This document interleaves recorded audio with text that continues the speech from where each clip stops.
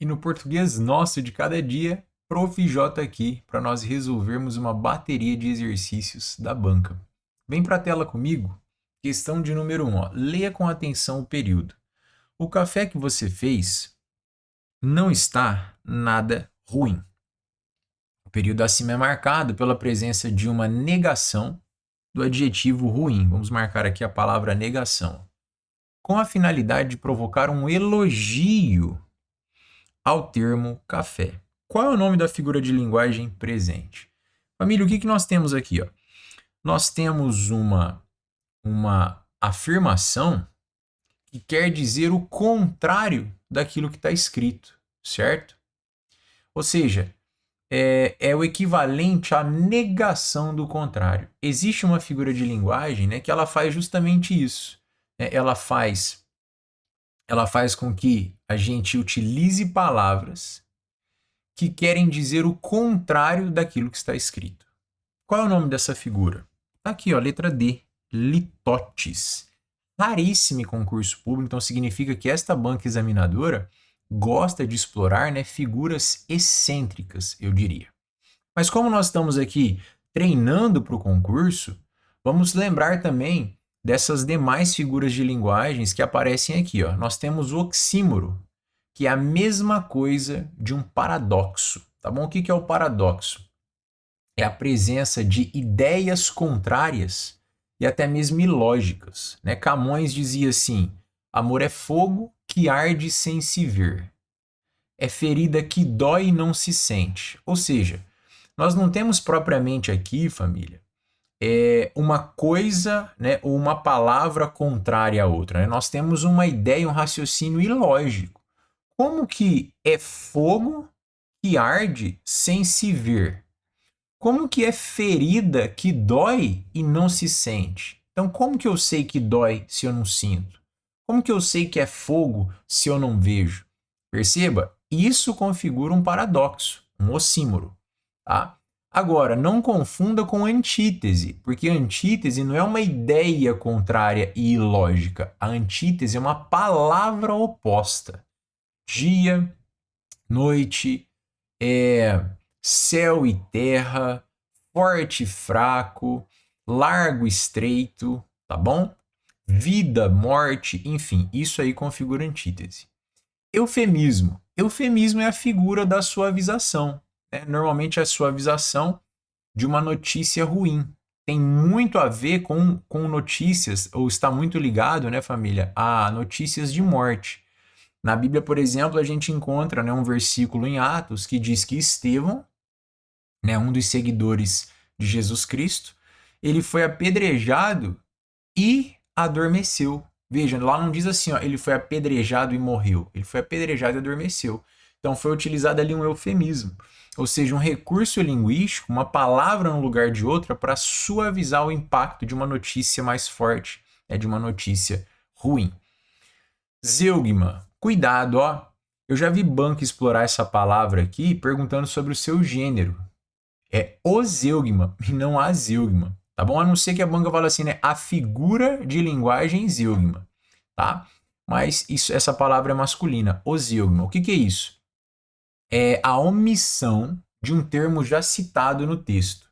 Por exemplo, eu digo assim, ó, eu serei aprovado muito em breve e você também. Ponto. Veja, eu não precisei dizer e você também será aprovado muito em breve. Nós omitimos essa parte porque dava para recuperar no contexto, percebeu? Isso é o zeugma, tá bom? E o zeugma é muito parecido com a elipse, que também é uma figura de omissão. Só que na elipse, a gente omite algo que nós não mencionamos anteriormente. Exemplo, veja, seremos aprovados muito em breve. Quem seremos aprovados? Nós seremos aprovados muito em breve. Veja, nós não precisamos escrever nós aí, porque é recuperável pela desinência verbal seremos. Mas veja que nós não foi mencionado anteriormente. Então, nesse caso, ocorre a elipse. No caso anteriormente citado, ocorre o zeugma. Beleza? Número 1, tá molezinha para nós aí. Questão de número 2. Leia com atenção o período a seguir. Tenho certeza de que ele é capaz de vencer todos os desafios. Qual a classificação correta da oração subordinada acima? Meus queridos, a banca aqui foi uma mãe, porque ela falou que a oração é subordinada e nas alternativas, ela trouxe apenas as subordinadas substantivas. Tá? Então vamos aqui fazer rapidamente uma retrospectiva. As orações subordinadas, elas são 3, tá? Orações subordinadas substantivas, orações subordinadas adjetivas e orações subordinadas adverbiais. As substantivas são 6, as adjetivas são 2 e as adverbiais são 9.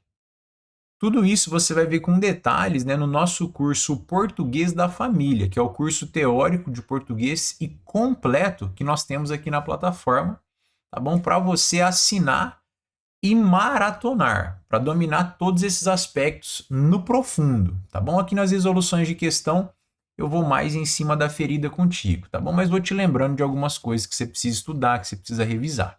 Pois bem, nesse caso, nós estamos focados nas orações subordinadas substantivas. Elas são 6. Né? Nós temos aqui objetiva direta, não temos a objetiva indireta. Temos a completiva nominal, temos a apositiva, temos a predicativa e não temos a subjetiva. Então, no contexto dessa questão, né, faltaram as substantivas objetivas indiretas e as substantivas subjetivas. Maravilha. Estou só te fazendo lembrar. Beleza?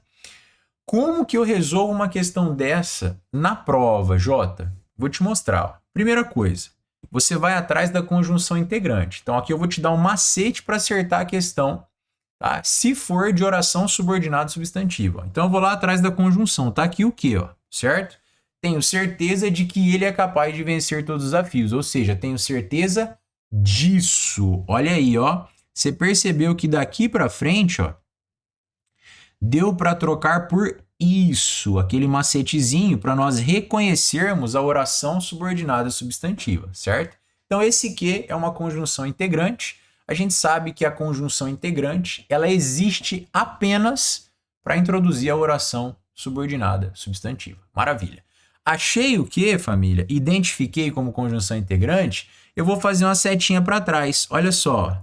Joguei uma setinha para trás, o que eu achei? Eu achei, ó, anota aí, uma preposição. Vou circular de vermelho, ó. Nós achamos aqui uma preposição. Essa preposição ela é fundamental para nós acertarmos essa questão. Por quê? Porque quando você estuda oração subordinada substantiva, você percebe que apenas duas, ó, vou colocar aqui, ó, apenas duas orações subordinadas substantivas são introduzidas por preposição. Quem são elas? A oração subordinada substantiva objetiva indireta e a oração subordinada substantiva completiva nominal. Somente essas duas aqui, família, aceitam ou permitem, né, uma preposição antes do que. Por isso que nós falamos assim, ó, tenho certeza de isso, tenho certeza disso. Maravilha. Então, ela só pode ser OI ou CN. Eu tenho OI nas alternativas? Ó, não tenho. Então, o gabarito está aqui. Ó. Oração subordinada substantiva, completiva nominal. Mas volta aqui comigo, porque eu quero encerrar, né, esse macete, essa técnica contigo. Então, veja. Ó, primeira coisa que eu faço, eu acho que e mando uma setinha para trás. Mandei uma setinha para trás, bateu em preposição, ó, tem que abrir o leque. Ou é objetiva indireta ou é completiva nominal. Para eu bater o martelo, o que eu faço? Digamos que aqui, pessoal, né, houvesse uma letra E, ó, com a objetiva indireta. Como que eu saberia que não se trata da letra E? Você vai fazer mais uma setinha para trás, ó. Olha só, você vai pegar aqui e vai jogar para trás de novo. Observa a palavra que encerra a oração principal. Ó. Tenho certeza, encerrei a principal, aí vem a subordinada, de que ele é capaz. Veja, se a palavra antes da preposição for verbo, olha lá, ó, anota aí, ó, se a palavra antes da preposição, ó, for verbo, com certeza a oração será objetiva e indireta. Agora, se a palavra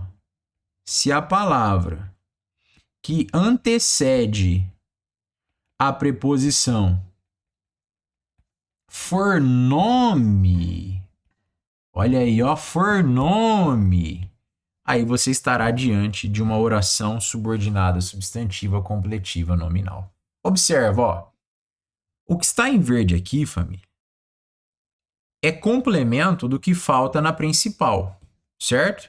Então eu tenho aqui, ó, a palavra certeza. Certeza é um substantivo. Se certeza é um substantivo, significa que isso aqui é um nome. Então eu vou chamar a oração subordinada, né, de completiva do nome, ou seja, completiva nominal. Agora, se eu tivesse aqui uma frase assim, ó, eu preciso de que vocês estudem período composto, ó. Eu preciso de que vocês estudem. Observe isso aqui, ó. Vamos colocar aqui, ó. Vou até usar como exemplo da letra E, ó. Ó, preciso de que vocês estudem período composto. Olha lá, você ia fazer o mesmo procedimento, encontrar o que e pensar, pô, preciso disso, certo? Então, tudo isso aqui, ó, é uma oração subordinada substantiva. Aí você ia fazer uma setinha para trás, bateu na preposição. Você ia fazer mais uma setinha para trás. Olha lá, ó, bateu em quê? Bateu no nome agora? Não, ó, bateu no verbo precisar. Então, isso aqui que está de verde, família, ó, completa o sentido de um verbo preposicionado. Então, ó, objetiva indireta. Agora, isso aqui que está de verde, ó, completa o sentido de um nome preposicionado, ó, completiva nominal. Pegou a visão? Gabarito, portanto, letra B. De Cristo, né? Bondoso. Vamos lá.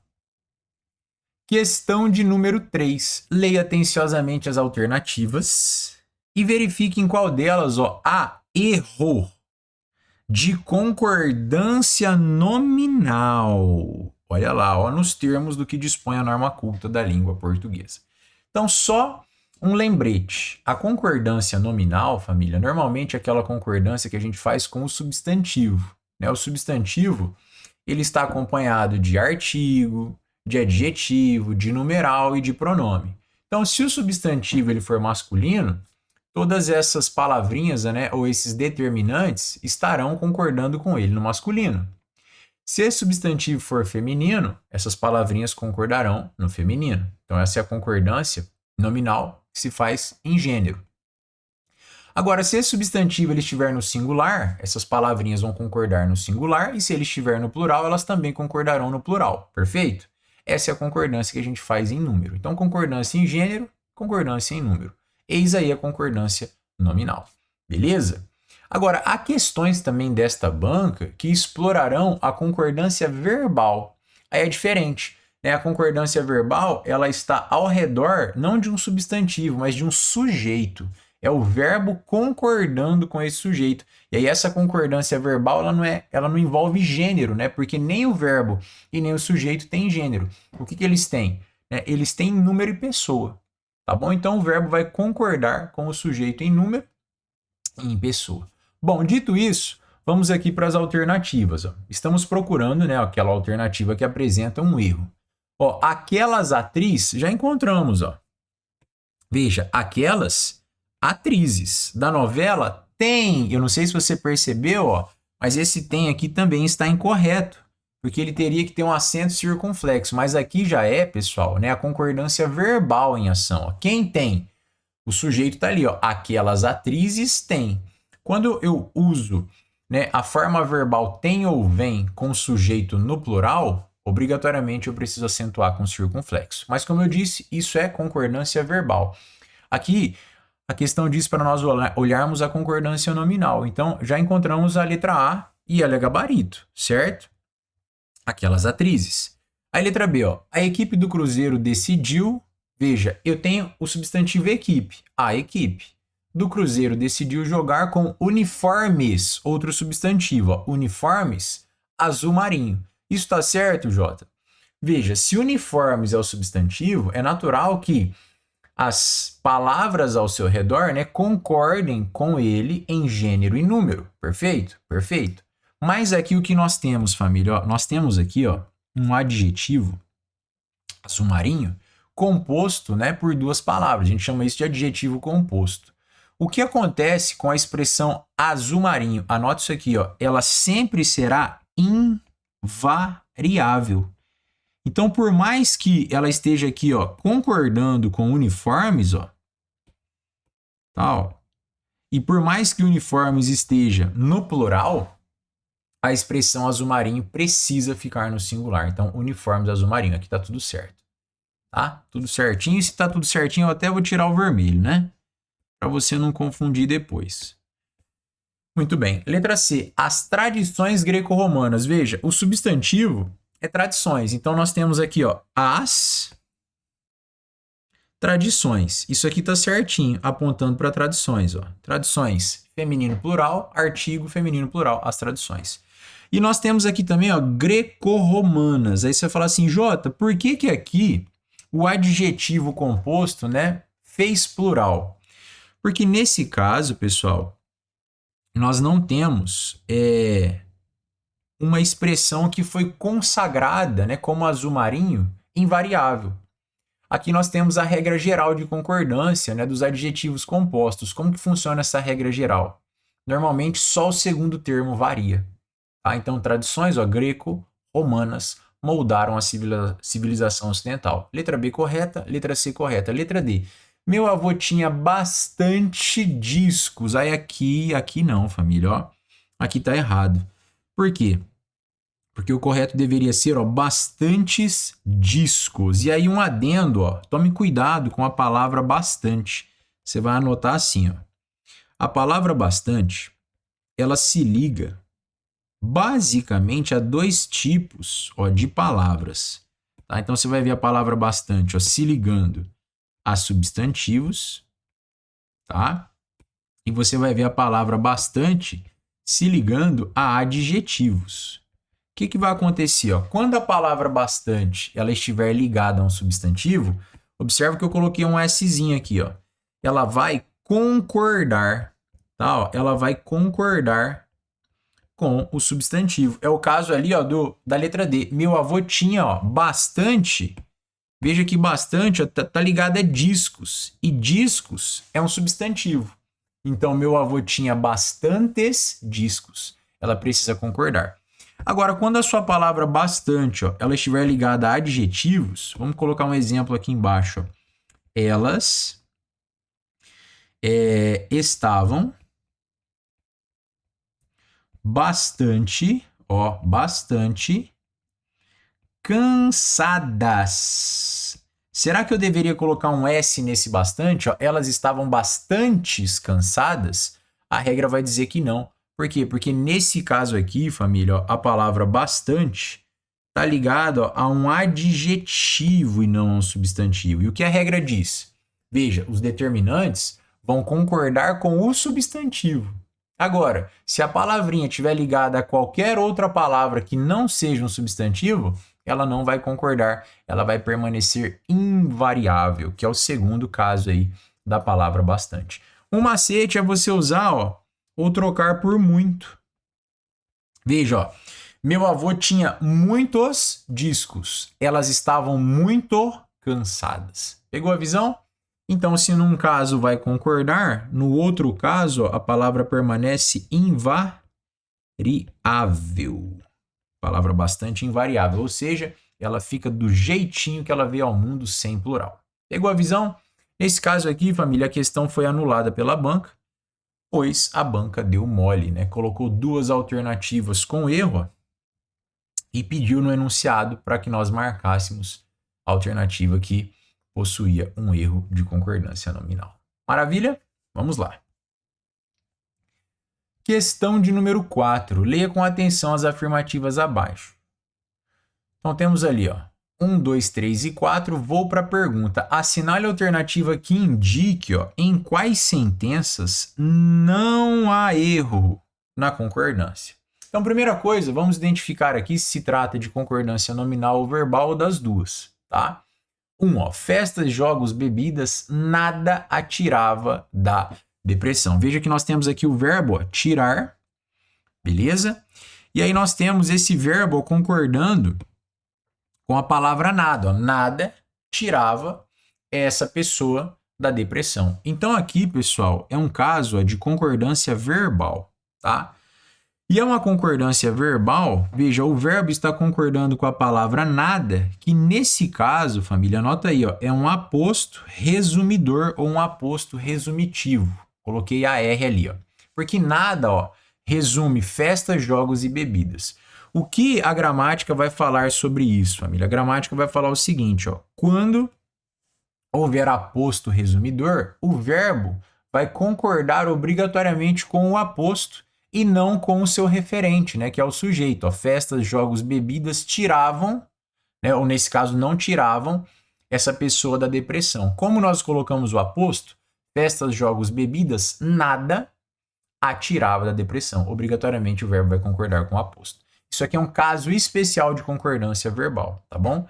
Se você assistir ao capítulo de concordância no nosso curso completo, né, o português da família, você vai ver que esse caso está lá relatado bonitinho para você.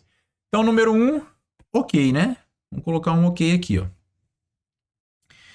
É para a gente assinalar, né, as sentenças em que não há erro. Número 2, ó, não foram as crianças quem derrubou o vinho. De novo, ó, mais um caso de concordância verbal. O verbo está aqui, ó, derrubar. E aí nós temos aqui, pessoal, ó, a palavra quem, né, ou o pronome relativo quem. Mais um caso especial de concordância. O que a regra vai dizer? Quando você tem o pronome relativo quem anterior ao verbo e retomando termo anteriormente citado, veja que quem aqui, ó, se refere às crianças. A concordância do verbo será uma concordância especial, ó, obrigatoriamente na terceira pessoa do singular, que é justamente, família, a concordância cujo pronome se encontra, tá bom? Veja, o pronome quem, ele é um pronome de terceira pessoa do singular. Justamente por isso o verbo ficará apenas na terceira pessoa do singular. Não foram as crianças quem derrubou o vinho, tá? Por mais que a gente ache estranho, é dessa forma, né? Porque a gente pensa assim, poxa, as crianças derrubaram, não é mesmo? Mas se o quem está no meio da relação, o verbo vai ter que concordar, né, com esse quem, e o quem ele está na terceira pessoa do singular. Maravilha? Correto esse caso também. 3.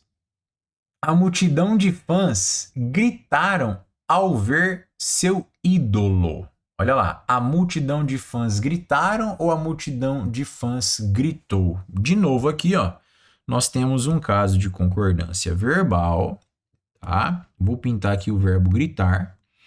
E também é um caso especial, ó.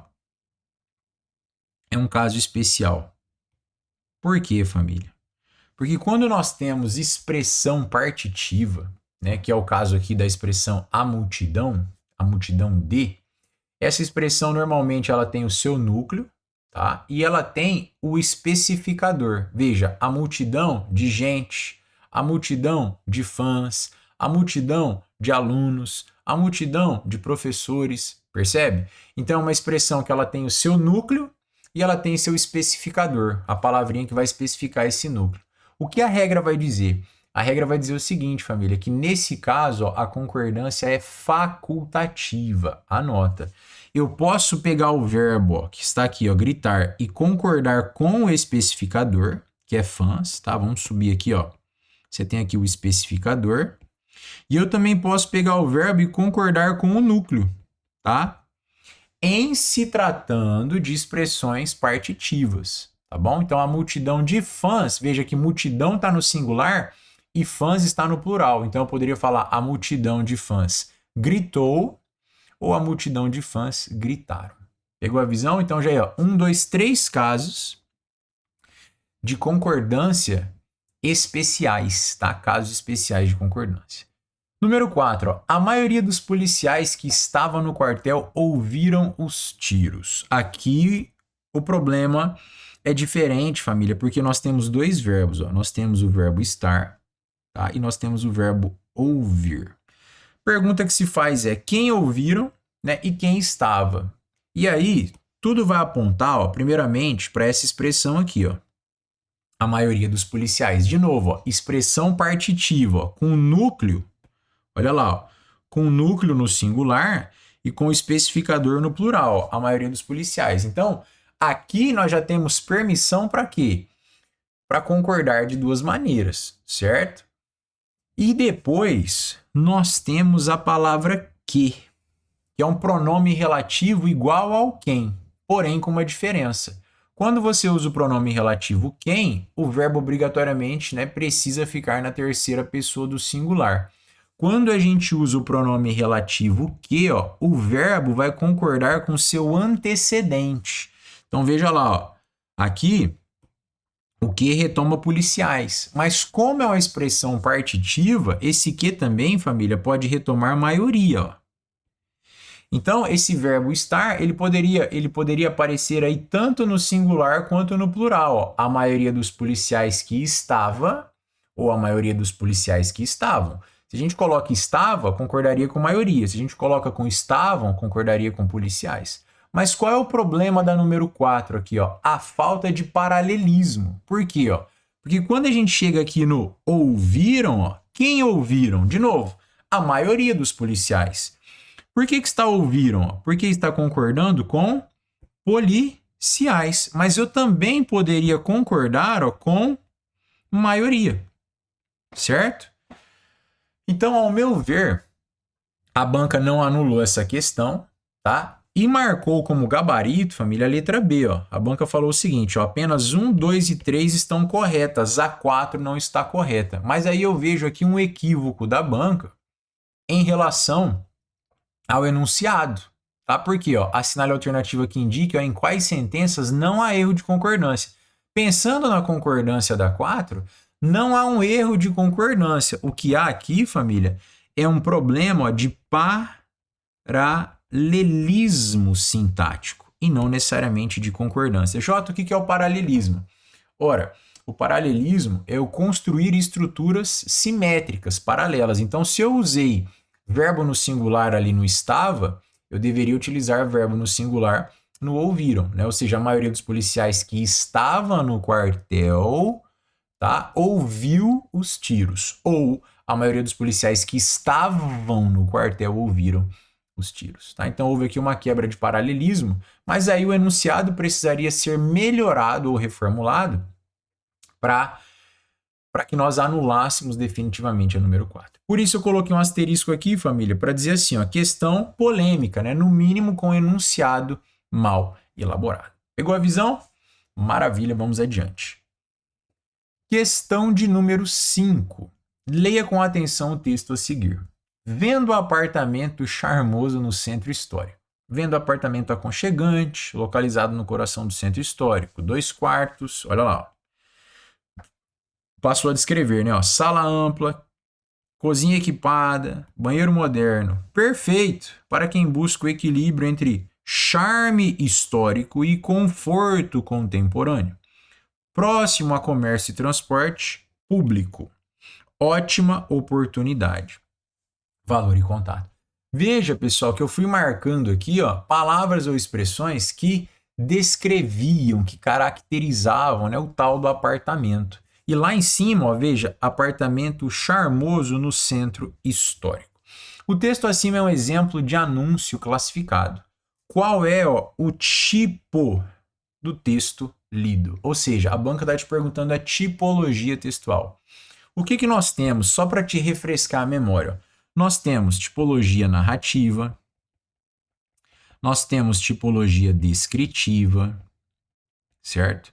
Nós temos tipologia dissertativa, nós temos tipologia injuntiva e pouco cobrada nos concursos, a última, que é a tipologia dialogal, tá? Então, nas bancas costumam cobrar mais essas 4 aqui, ó, narrativa, descritiva, dissertativa e injuntiva. Vale dizer que a dissertativa, família, ela pode ser dissertativa argumentativa ou dissertativa expositiva.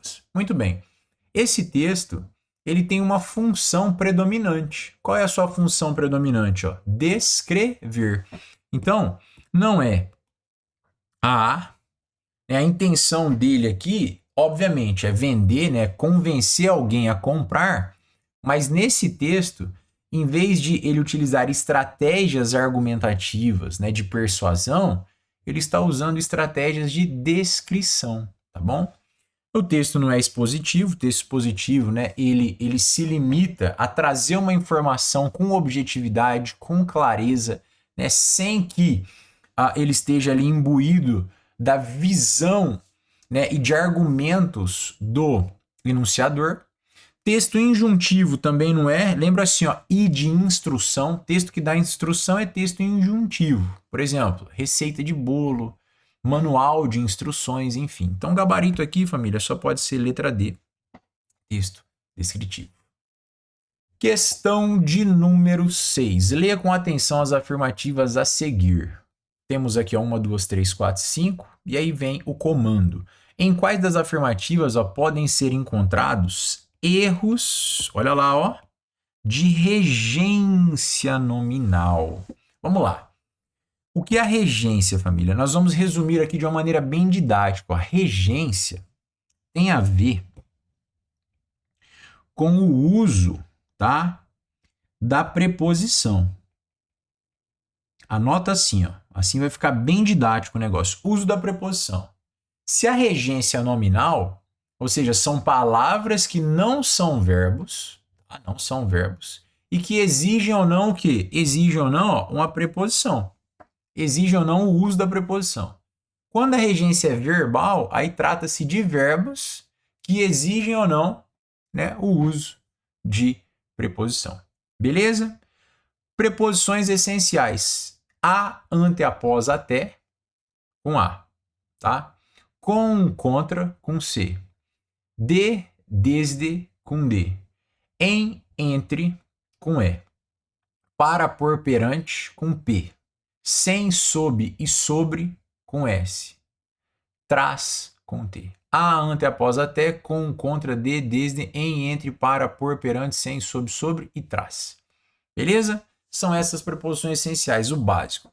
Agora a gente vai ler ali, ó. Desejoso de aprender. Olha aqui, ó. A palavrinha desejoso, ela exige a preposição de, ó. Quem está desejoso, né, ó, está desejoso de algo. Desejoso de aprender. O aluno dedicou-se. Veja que a palavra desejoso não é verbo. Agora, dedicar-se, ó, vou até colocar de azul aqui, ó. Dedicar-se é verbo. E quem se dedica a algo, né? Nesse caso, ó, se dedicou aos estudos com afinco, tá bom? Se dedicou com afinco. Esse segundo caso aqui, ó, segundo a banca, não é para a gente explorar, porque ela quer somente os casos de regência nominal. Então aqui, ó, desejoso de, número 1 tá certo, tá? Então não tem erro. Vamos pro 2. Ela é hábil. Olha o adjetivo aqui, ó. Ela é hábil. E quem é hábil, família, é hábil em alguma coisa. Ela é hábil em lidar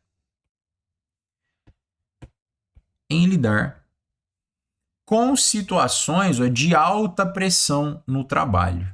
Beleza. Temos aqui o adjetivo hábil e a preposiçãozinha exigida por ele em. Tá tudo certo.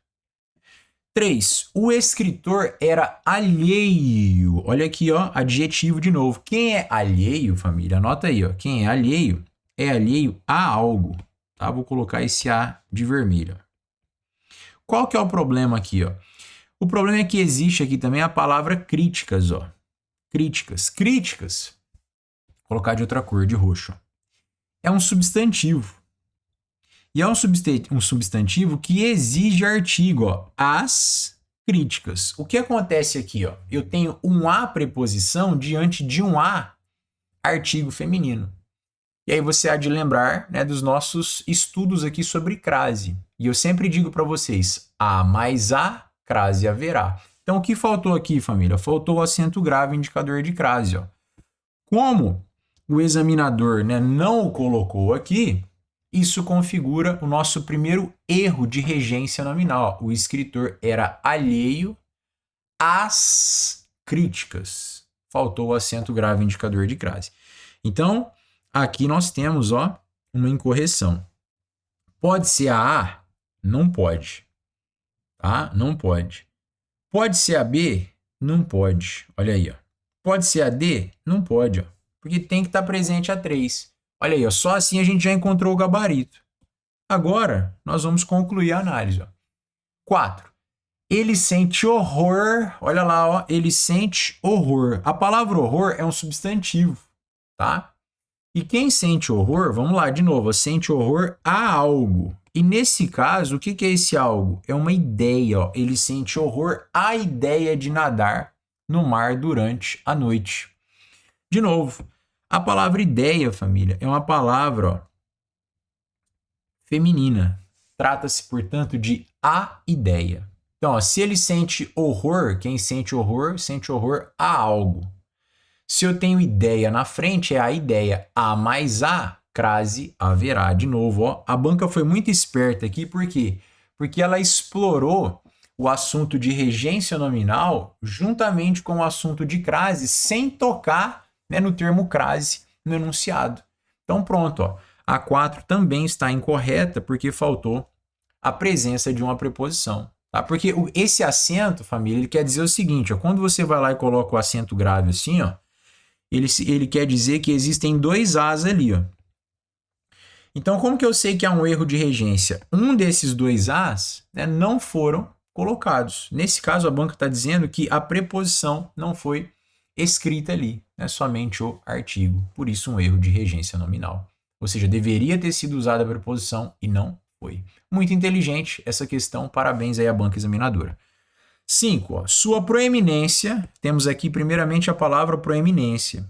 Né? Quem tem proeminência sobre alguma coisa. A preposição está aqui. Ó.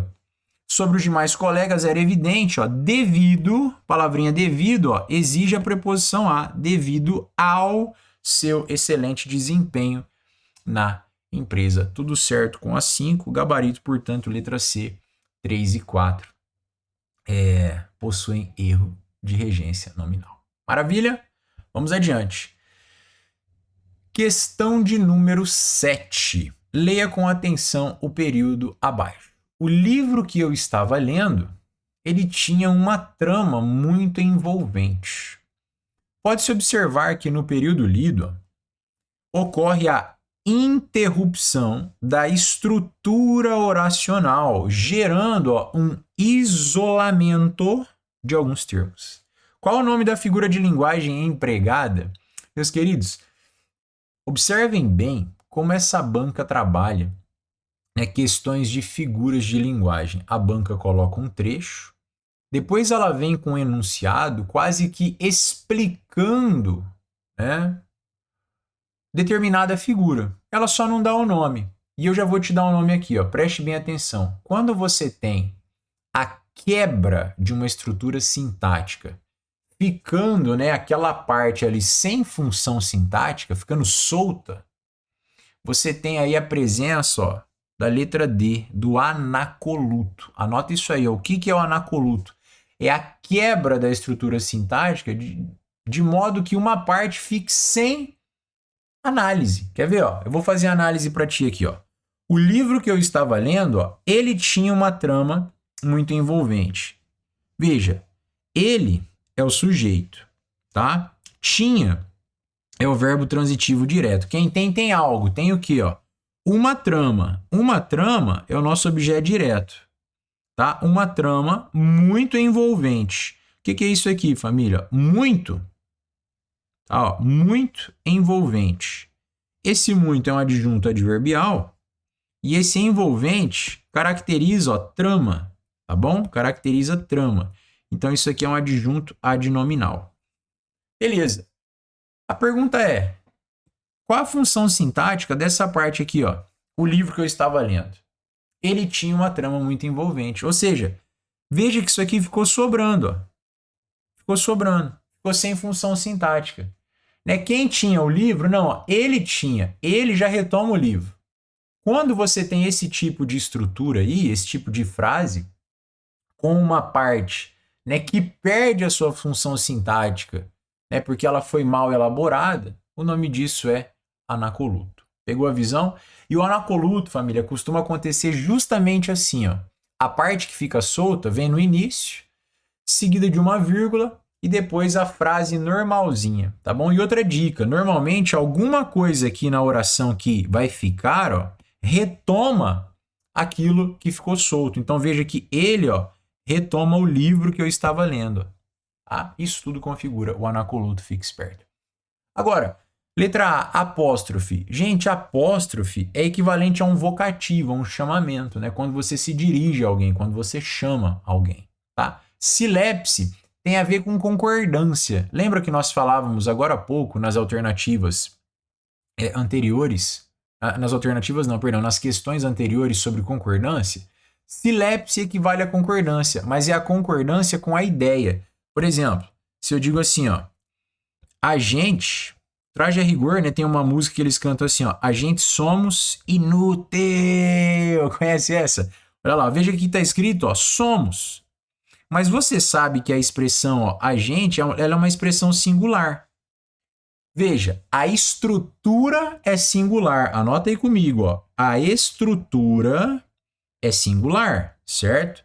Mas a ideia, ó, a ideia, o sentido é plural.